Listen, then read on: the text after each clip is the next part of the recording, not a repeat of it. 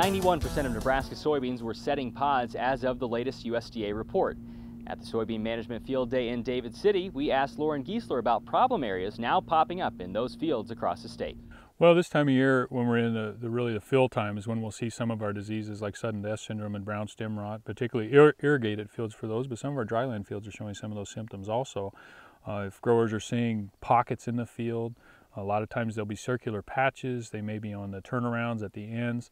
Some of those patches could be due to sudden death syndrome or brown stem rot. With them, a lot of times the foliar symptoms, they'll see some upper canopy damage where they'll see chlorotic spots in the upper leaves. And then they pull those plants and take a look at the stems and see what they've got. If they're brown in the center, it's brown stem rot. Widespread across the state or pretty hit or miss? Well, I think it's hit or miss really on this. These are soil-borne diseases, so we don't see them move like our foliar diseases. Something like gray leaf spot that's all over the state in our cornfields, it's quite different for these. Anything you can do this year and also years after to? Well, and these are key really for the future.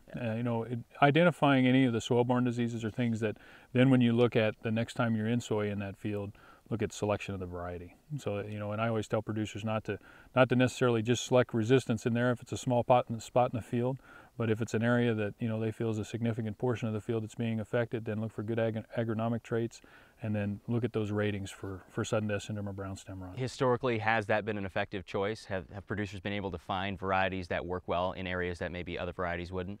Yes, they would. They would. In fields with significant problems too, that's definitely going to affect their yield enough they're going to want to do that. Let's talk about soybean cyst nematode. How prominent in a drought year like this?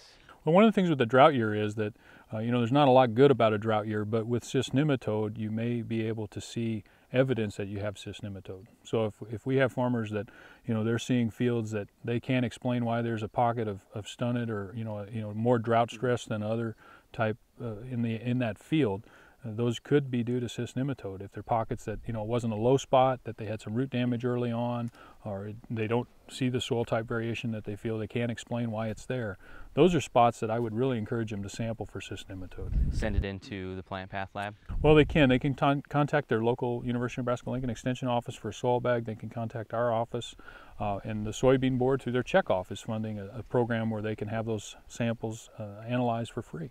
Along these lines, you have an opportunity for producers to learn more about it. Talk about your field days coming up.